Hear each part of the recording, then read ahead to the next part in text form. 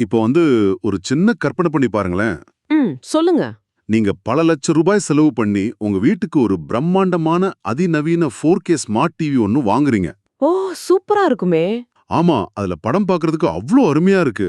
ஆனா அதுல ஒரு சின்ன சிக்கல். என்ன சிக்கல்? உங்க வீட்ல திடீர்னு கரண்ட் போயிடுச்சுன்னா அந்த டிவியை ஓட வைக்கிற பேட்டரி பேக்கப் பாத்தீங்கன்னா வெறும் 5 நிமிஷம் தான் தாக்கு பிடிக்கும். அட, 5 நிமிஷம் தானா? இது கேக்குறதுக்கே ரொம்ப அபத்தமா இருக்கே. கரெக்ட். ரொம்ப அபத்தமா இருக்கு இல்லையா? ஆனா இத கேக்குற நீங்க நம்புவீங்களான்னு தெரியல. இதே மாதிரி ஒரு அபத்தமான அதீத ஆபத்து நிறைஞ்ச ஒரு உள்கட்டமைப்பை தான் நம்ம நாடு இன்னைக்கு அதோட எரிசக்தி பாதுகாப்புல எதிர்கொண்டு வருது. நிஜமாவே இது ஒரு அதிர்ச்சியான விஷயம்தான். ஆமா, இந்த ஆழமான உரையாடலுக்கு உங்களை வரவேற்கிறோம்.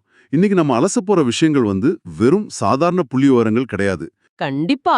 இதுல நிறைய மறைக்கப்பட்ட உண்மைகள் இருக்கு. அதுதான் நாட்டோட புதிய ஜிடிபி எண்கள், வேறில்லா திண்டாட்டம், விவசாயத்தை தங்களோட முதுகுல சுமக்கிற பெண்கள், அப்புறம் பல 100 அடி ஆழத்துல நாம கட்ட வேண்டிய உப்பு குகைகள்.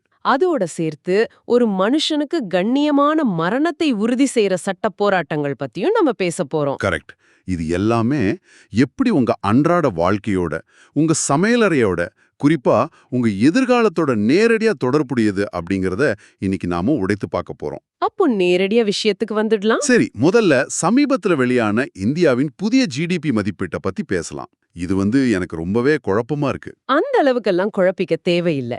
எந்த இடத்துல உங்களுக்கு சந்தேகம் வருதுன்னு சொல்லுங்க, அதை தீர்த்திடலாம். அதாவது பாத்தீங்கன்னா, நம்ம பொருளாதாரத்தோட அடிப்படை ஆண்டு அந்த பேஸ் இயரை 2011-12ல இருந்து 2022-23க்கு மாத்திருக்காங்க. அது ஒரு வழக்கமான நடைமுறை தான், எனக்கு புரியுது. சரி. ஆனா புதிய கணக்கீட்டின்படி நம்ம பொருளாதாரம் 3-4% சிறியதாகிடுச்சு அப்படின்னு சொல்றாங்க. அதே சமயம் நம்ம வளர்ச்சி விகிதம் எந்த மாற்றமும் இல்லாம அப்படியே இருக்கான். ஆமா, இது ஒரு முரண்பாடு மாதிரி தோணும். எனக்கு இது எப்படின்னா, நான் ஒரு புது எடை பார்க்குற மிஷின் வாங்குறேன். அதுல ஏறி நின்னா என் எடை 5 கிலோ குறைஞ்சிடுச்சுன்னு காட்டுது. ஆனா என் உடம்புல எந்த மாற்றமும் இல்ல. நீங்க இன்னும் அதே அளவுல தான் இருக்கீங்க, கரெக்டா? அதுதான், ஒரு பொருளாதாரம் சுருங்கும் போது அதோட வளர்ச்சியும் குறையணும் இல்லையா? இது எப்படி சாத்தியம்? உங்க சந்தேகம் ரொம்ப நியாயமானதுதான். இத புரிஞ்சுக்க நம்ம டபுள் டிஃப்ளேஷன், அதாவது இரட்டை பணவாட்ட முறை அப்படிங்கிற ஒரு புதிய கணக்கீட்டு முறைய பத்தி தெரிஞ்சுக்கணும். டபுள் டிஃப்ளேஷனா? மட்டுமே வளர்ச்சியா அளவிட்டாங்க. ஆனா இந்த புதுமுறை ஒரு நாணயத்தோட 2 பக்கங்களையும் பாக்குது. அதாவது உற்பத்தியாகிற பொருளோட விலையும் பாக்குது, அதோட மூலப்பொருளோட விலையும் பாக்குதா? எக்ஸாக்ட்லி. அந்த 2ல ஏற்படுற பணவீக்கத்தையும் தனித்தனியா கணக்கிடுது. இத சாமானியர்களுக்கு புரியற மாதிரி ஒரு பேக்கரி உதாரணம் மூலமா சொல்றேன். கவனமா கேளுங்க. சொல்லுங்க, கேக்குறேன். நீங்க ஒரு பேக்கரி வச்சிருக்கீங்க. ஒரு பிரெட் பாக்கெட்டை 50 ரூபாய்க்கு விக்கிறீங்க. அதை செய்ய தேவையான கோதுமை, மைதா மாதிரியான மூலப்பொருட்களை 30 ரூபாய்க்கு வாங்குறீங்கன்னு வச்சுப்போம். ஓகே, 30 ரூபாய் செலவு, 50 ரூபாய் வருமானம். கரெக்ட். இப்போ சந்தையில திடீர்னு கோதுமையோட விலை ரொம்ப குறைஞ்சிருது. உங்க மூலப்பொருள் செலவு 20 ரூபாயா ஆகிடுது. அப்போ எனக்கு லாபம் அதிகமாகுமே. ஆமா. ஆனா நீங்க பிரெட் பாக்கெட் விலைய குறைக்காம அதே 50 ரூபாய்க்கு தான் விக்கிறீங்க. பழைய ஜிடிபி முறையில இத பார்த்தா உங்க பேக்கரியோட மதிப்பு மிக பிரம்மாண்டமா உயர்ந்துருச்சு அப்படின்னு காட்டும். ஓஹோ, ஆனா நான் எக்ஸ்ட்ராவா ஒரு பிரெட் கூட உற்பத்தி செய்யலையே. அதுதான் விஷயம். நீங்க அதே ஒரு பிரெட் தான் செஞ்சீங்க. இந்த மாயைய உடைக்கிறது தான் டபுள் டிஃப்ளேஷன். வாவ், இப்போ புரியுது. மூலப்பொருள் விலை குறைஞ்சதால வந்த லாபத்தை கழிச்சிட்டு உண்மையால உற்பத்தியை மட்டும் இது கணக்கிடுது. கரெக்ட். அதனாலதான் பொருளாதாரத்தோட அளவு 3-4% சிறியதா தெரியுது. முந்தைய கணக்கீடுகள்ல இருந்த மிகைப்படுத்தல்களை இது சரி செஞ்சு யதார்த்த நிலையா காட்டுது. அடட, அப்படியென்றால் இதுவரைக்கும் நாம பார்த்த பல பொருளாதார எண்கள் வெறும் விலைவாசி மாற்றத்தால் உருவான ஒரு பிரம்மை அப்படின்னு சொல்றீங்க? ஒரு விதத்துல ஆமா. இது நல்ல விஷயம்தான். எண்களை துல்லியமாக கணக்கிடுறது ரொம்ப அவசியம். ஆனா நான் கேட்கிற அடுத்த கேள்விக்கு அரசாங்கத்துக்கிட்ட எந்த பதிலும் இல்ல. எந்த கேள்வி? வேலையில்லா திண்டாட்டமா? அதேதான். என்எஸ்ஓ தரவுகளின்படி கோவிட் காலத்துல பொருளாதாரம் 7% வீழ்ச்சி அடைஞ்ச போது வேலைவாய்ப்பின்மை குறைஞ்சிடுச்சுன்னு சொல்றாங்க. இது எந்த ஊர் நியாயம்? நீங்க சொல்ற முரண்பாடு எனக்கு புரியுது. பொருளாதாரம் முடங்கி கிடந்தப்போ எப்படி வேலைவாய்ப்பு அதிகரிக்கும்?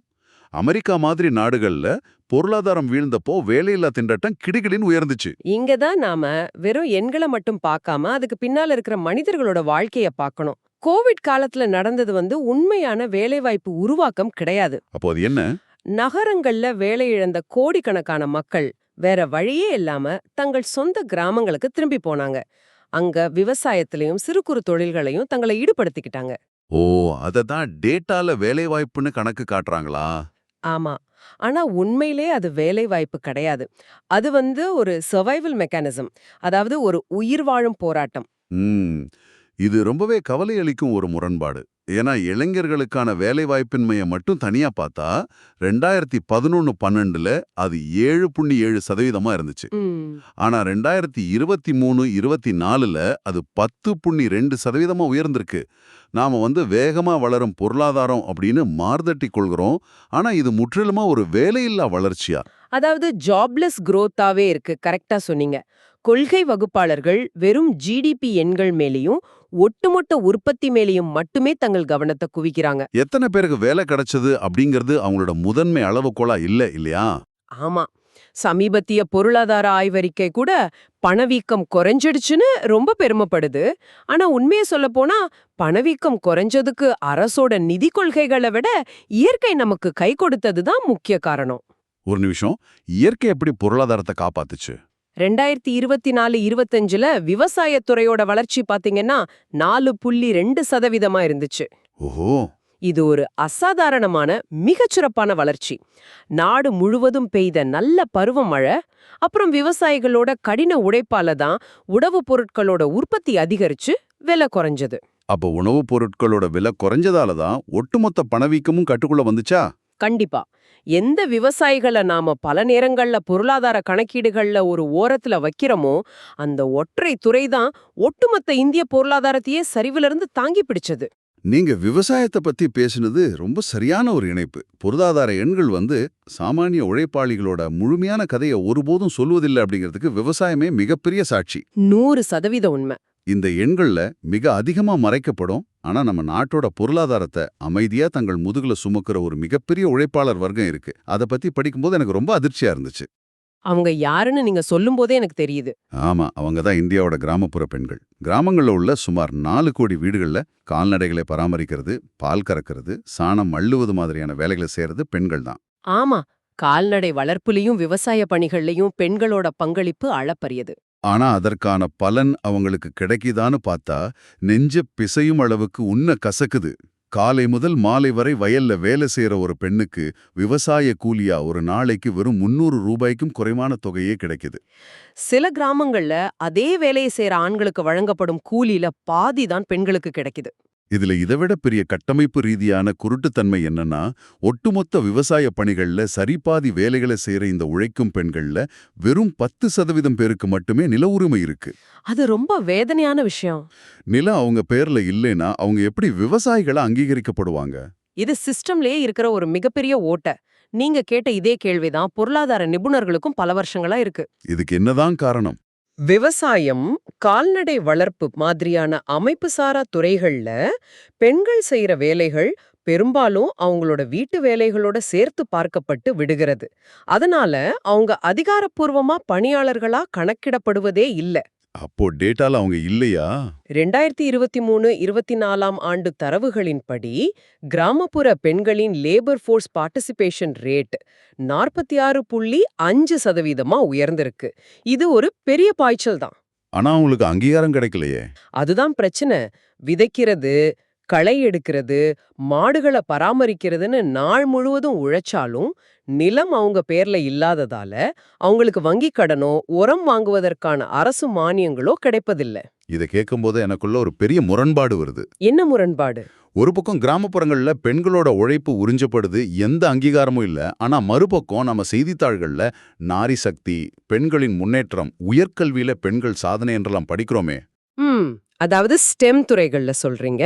ஆமா, குறிப்பா நகரங்கள்ல உயர்கல்வியிலையும் அறிவியல் தொழில்நுட்ப துறைகள்லயும் பெண்களோட பங்களிப்பு வேகமா வளர்ந்து வருதுன்னு தரவுகள் சொல்லுது. இது நிஜமா அல்லது வெறும் கண் துடைப்பா? இது முழுமையான கண் துடைப்புன்னு சொல்லிட முடியாது. உயர்கல்வியில நாம மிகப்பெரிய மைல்கல்லை எட்டியிருக்கோம் அப்படிங்கிறது மறுக்க முடியாத உண்மை. அப்படியா? நம்பர்ஸ் என்ன சொல்லுது? இன்னைக்கு இந்தியாவோட உயர்கல்வியில குறிப்பா அறிவியல் மற்றும் தொழில்நுட்பத் துறைகள்ல பெண்களோட சேர்க்கை 43% இருக்கு. இது அமெரிக்கா, ஐரோப்பிய நாடுகளை காட்டிலும் உலக அளவிலே மிக அதிகமானது. வாவ், 43%? இது சூப்பரான விஷயமே. ஆமா, பள்ளிகள்லயும் காலேஜுகள்லயும் பெண்களோட சேர்க்கை ஆண்களுக்கு நிகரா வந்துருச்சு. ஆனா நீங்க கேட்ட முரண்பாடு இங்கும் இருக்கு. என்ன அது? இங்கதான் லீக் இன் த பைப்லைன் எனப்படும் வடிகட்டல் பிரச்சனை தொடங்குது. அதாவது காலேஜ் வரைக்கும் வந்துடுறாங்க. ஆமா, ஆனா அதுக்கப்புறம் என்ன நடக்குது? உயர்கல்வியில 43% இருக்கிற பெண்கள் அதற்கடுத்து நேரடியாக செல்ல வேண்டியது தேசிய அளவிலான ஆராய்ச்சி மற்றும் மேம்பாட்டுத் துறைக்கு. அதாவது R&D துறைக்கு, கரெக்டா? கரெக்ட். ஆனா அங்க போய் பார்த்தா வெறும் 18.6% பெண்கள் மட்டுமே ஆராய்ச்சியாளர்களா இருக்காங்க. ஒரு நிமிஷம், 43%லிருந்து 18.6% குறையுதுன்னா மீதி பெண்கள் எங்க போறாங்க? ஏன் இந்த மாபெரும் வீழ்ச்சி? இதுதான் நாம சிந்திக்க வேண்டிய சமூக யதார்த்தம். பட்டப்படிப்பை முடிக்கும் ஒரு பெண் ஆராய்ச்சி படிப்புல ஈடுபட பல வருடங்களாகும். ஓ, அந்த காலகட்டத்துல குடும்ப அழுத்தங்கள் வந்துடுமா? ஆமா, திருமணம், குடும்ப பொறுப்புகள், குழந்தை பேறு என பல சமூக அழுத்தங்கள் அவங்க மேல திணிக்கப்படுது. முறையான சப்போர்ட் சிஸ்டம் இல்லாததால பல திறமையான பெண்கள் தங்கள் கனவுகளை பாதியிலே கைவிட்டுட்டு உதிர்ந்து போயிடுறாங்க. இது ஒரு தேசத்திற்கு எவ்வளவு பெரிய அறிவுசார் இழப்பு.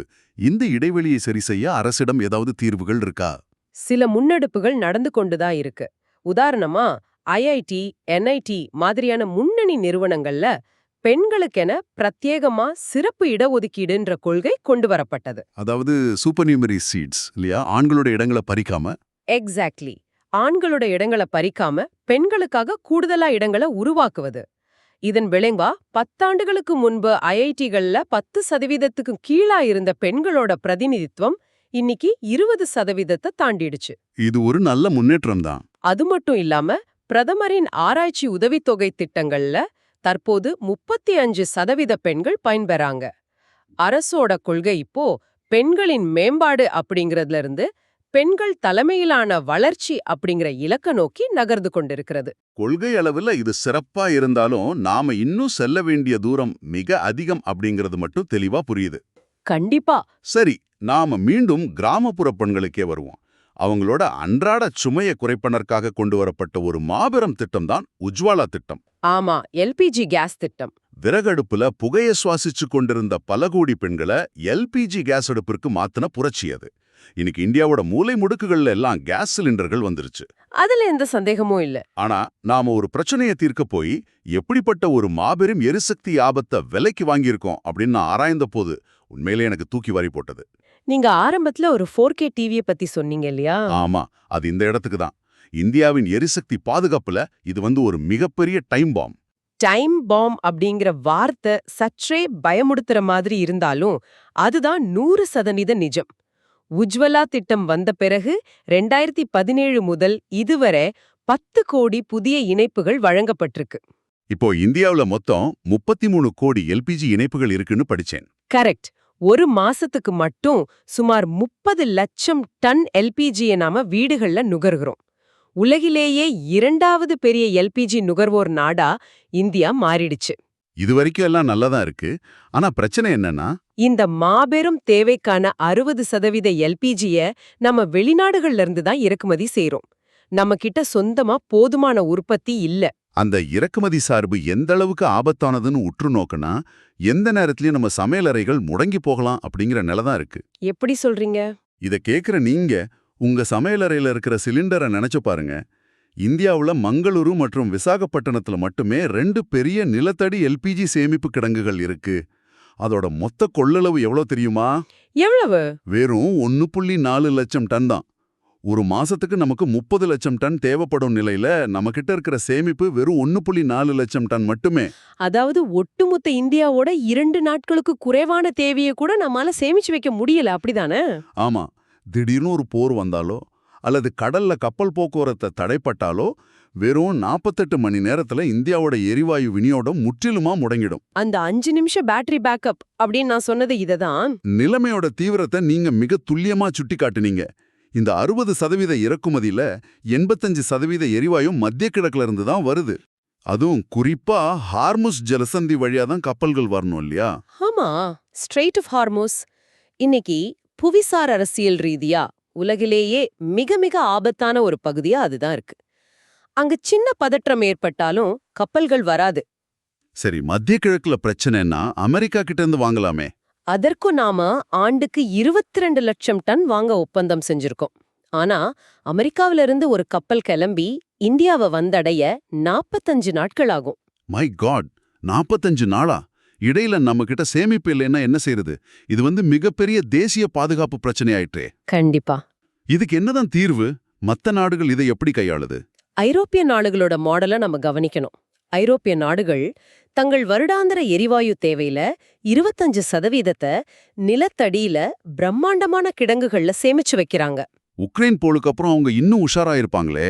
ஆமா, குளிர்காலம் வருவதற்கு முன்பே தங்களோட சேமிப்பு கிடங்குகள் 90% நிரம்பி இருக்கணும் அப்படின்னு அவங்க மிக கடுமையான சட்டமே இயற்றியிருக்காங்க.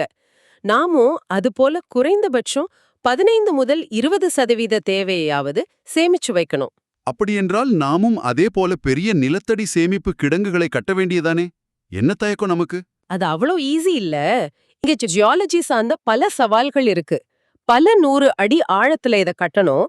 தென்னிந்தியாவுல உள்ள தீபகற்ப பாறைகள் மிகவும் உறுதியான கிரானைட் பாறைகளை கொண்டவை. ஓ, அங்க கிடங்குகள் அமைக்கிறது பாதுகாப்பானது என்றாலும் ரொம்ப கஷ்டமா? ஆமா. மறுபுறம் மேற்கு மற்றும் மத்திய இந்தியாவுல உள்ள டெக்கான் பீடபூமி பாறைகள்ல கிடங்குகளை அமைப்பது இன்ஜினியரிங் ரீதியாகவே மிக சவாலானது அப்படின்னு EIL நிறுவனத்தோட ஆய்வுகள் சொல்லுது. அப்படியென்றால் இதுக்கு மாற்று வழியே இல்லையா? வா. அதேதான். இந்த உப்பு பாறைகளுக்குள் தண்ணீர் பாய்ச்சி உப்ப கரைச்சி வெளியேற்றிட்டு ஒரு பிரம்மாண்டமான குகைய உருவாக்குவாங்க. இதுல உள்ள மிகப்பெரிய நன்மை என்னன்னா, உப்பு பாறைகள் வழியா கேஸ் ஒருபோதும் கசிந்து வெளியேறாது. ஓ, இம்பர்மியபிள் அப்படின்னு சொல்றீங்க. ஆமா. இத கட்டுவதற்கு ஆகும் செலவும் குறைவு. மிக விரைவாகவும் கட்டி முடிக்கலாம். இது தவிர எண்ணெய் மற்றும் எரிவாயு முழுமையாக எடுக்கப்பட்டு தற்போது காலியாக உள்ள கடலோர கிணறுகளையும் நாம சேமிப்புக்காக பயன்படுத்தலாம். இது போர்க்கால அடிப்படையில் அரசு செய்ய வேண்டியது காலத்தின் கட்டாயம். கண்டிப்பா செஞ்சே ஆகணும். நமது எதிர்கால தலைமுறையோட பாதுகாப்பிற்காக வீடுகள்ல அடுப்புகள் தொடர்ந்து எரியணும் அப்படிங்கிறதுக்காக நிலவியல், பொறியியல்னு இவ்வளவு பெரிய உள்கட்டமைப்புகளை பத்தி பேசுறோம். ஆனா நாம ஒரு சமூகமா தொடர்ந்து பல பிரம்மாண்டமான திட்டங்களை தீட்டிக்கொண்டே இருக்கோம். ஆனா எந்த எதிர்காலமும் இல்லாத மருத்துவமனையோட ஒரு மூலையில படுக்கையில அசைவற்று கிடக்கும் ஒரு தனிமனிதனோட நிலை என்ன? இது ஒரு ரொம்ப சென்சிட்டிவான டாபிக். ஆமா, அங்கே அரசோட கொள்கைகளும் சட்டமும் மனித உரிமையும் எப்படி செயல்படுது? ஹரிஷ் ராணா அப்படிங்கிற 32 வயது இளைஞரோட வழக்க பத்தி படிக்கும்போது ஒரு சக மனிதனா எனக்குள்ளே பல கேள்விகள் எழுகிறது. ஹரிஷ் ராணா வழக்கு இந்திய சட்ட மற்றும் மருத்துவ வரலாற்றில் ஒரு மிக முக்கியமான உணர்வுபூர்வமான மைல்கல். அவரு 2013 ஏற்பட்ட ஒரு கொடூரமான விபத்துக்கு பிறகு வெஜிடேட்டிவ் ஸ்டேட்லயே இருந்தார் இல்லையா? ஆமா, எந்தவித சுயநினைவும் இல்ல. அவர் மீண்டும் இயல்பு வாழ்க்கைக்கு திரும்புவதற்கான எந்த மருத்துவ வாய்ப்பும் இல்லைன்னு மருத்துவர்கள் கைவிரித்துட்டாங்க. 10 ஆண்டுகளுக்கு மேலாக அந்த நிலை நீடிச்சது. 2024 அவரோட வயதான தந்தை தன் மகனோட அந்த துயரத்தை பொறுக்க முடியாம மகனுக்கு அளிக்கப்படும் மருத்துவ சிகிச்சையை நிறுத்த கோரி நீதிமன்றம் போனார். இறுதியா உச்ச நீதிமன்றம் ஹரிஷ் ராணாவுக்கு அளிக்கப்படும் செயற்கை ஊட்டச்சத்து உள்ளிட்ட மருத்துவ சிகிச்சைகளை நிறுத்தி அவருக்கு கண்ணியமான மரணத்தை அனுமதிக்க உத்தரவிட்டது. இந்தியாவுல இத்தகைய சூழல்ல நேரடியாக வழங்கப்பட்ட மிக முக்கியமான அனுமதி இது. இத நாம மிக தெளிவா புரிஞ்சுக்கணும். எந்த குழப்பமும் வரக்கூடாது.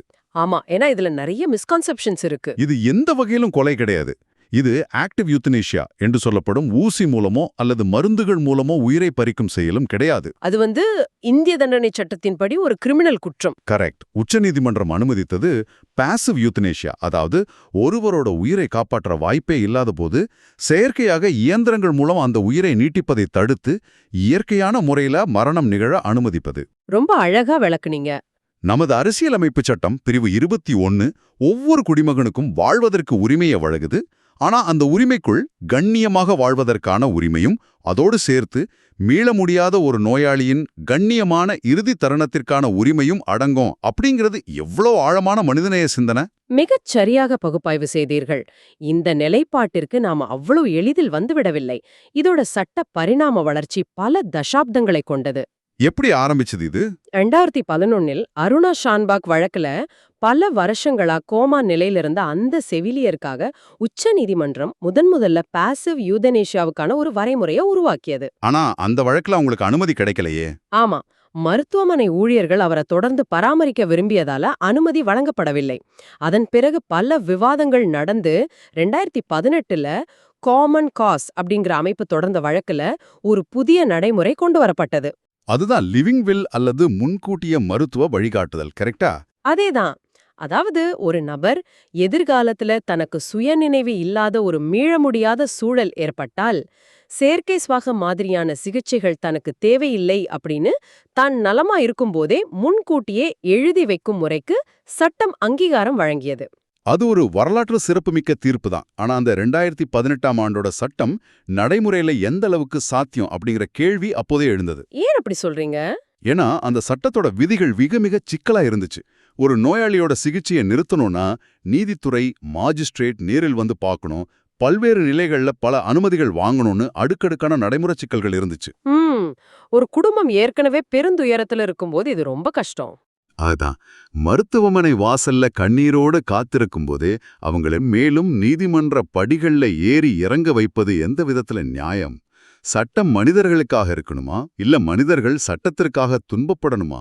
அந்த நடைமுறை சிக்கல்களோட வலிய உணர்ந்துதான் 2023ல உச்சநீதிமன்றம் அந்த வழிமுறைகளை மிகவும் எளிமையாக்கியது. ஓ, இப்போ மாஜிஸ்ட்ரேட் வர தேவையில்லையா? இப்போ எந்த மாஜிஸ்ட்ரேட்டும் நேரில் வர தேவையில்லை. ஒரு சான்றளிப்பும் அதிகாரி, அதாவது நோட்டரி அல்லது கசட்டட் அதிகாரி முன்னிலையிலேயே இந்த லிவிங் வில் ஆவணத்தை பதிவு செய்யலாம். இதை டிஜிட்டல் முறையிலயும் நம்ம சேவ் பண்ணி வைக்கலாம்னு கேள்விப்பட்டேன். ஆமா, ஒரு நோயாளி அந்த நிலையை அடையும் போது மருத்துவமனைகளே தங்களுக்குள்ளே 2 குழுக்களை அமைச்சு நோயாளியோட மருத்துவ நிலையை தீவிரமா ஆய்வு செய்து முடிவெடுக்கலாம்.